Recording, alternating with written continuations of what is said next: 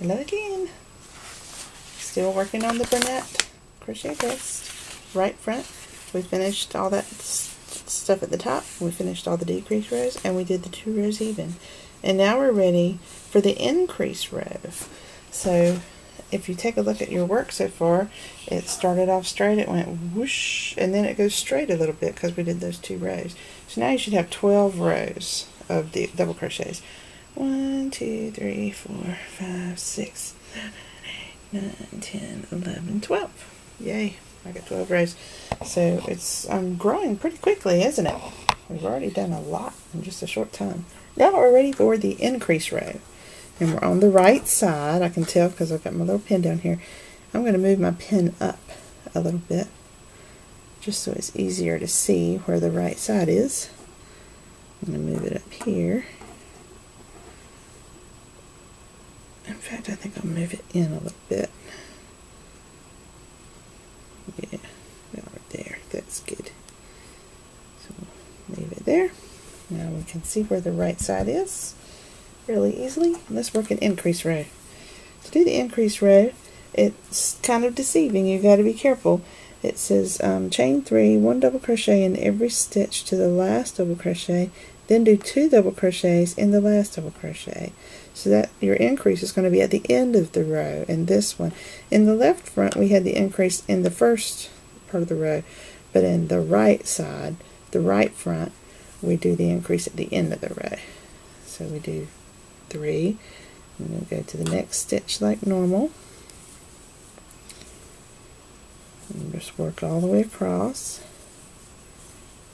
In the left front, what we did is our increase was at the very beginning, and all we did was work in the same hole where the chains were, and that's where the double crochet, extra double crochet was. But in the right front, it's a little bit more obvious because you're going to be working 2 double crochets in that last one.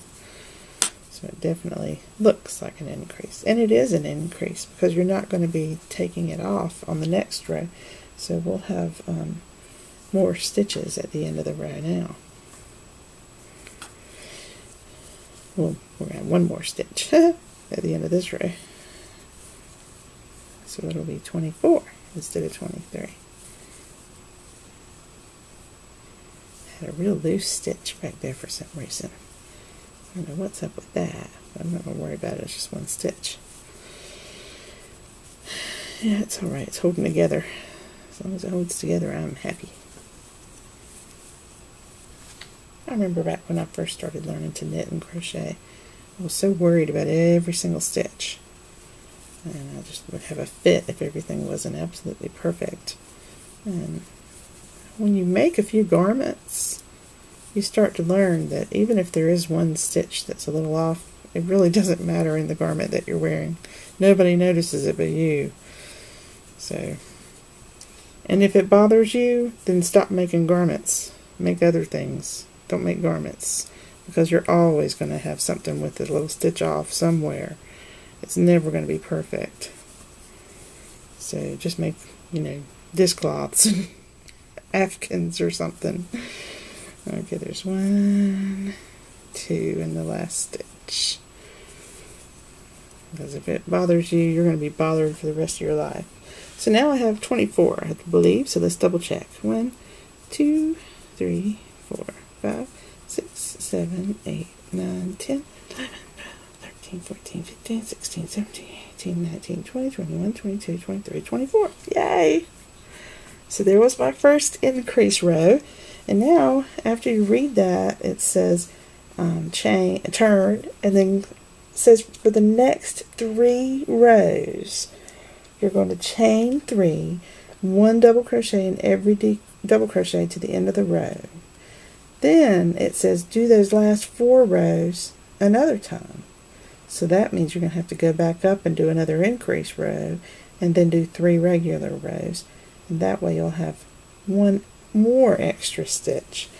So I just finished my increase row. I'm going to do 3 regular rows, then I'm going to do another increase row and 3 more regular rows, and that'll be I'm going to work on all of that off camera, so you will know what to do. 1 increase row like we just did, 3 regular rows, then another increase row, 3 regular rows. So a lot more rows to be done. Let's get to work. See ya. Bye.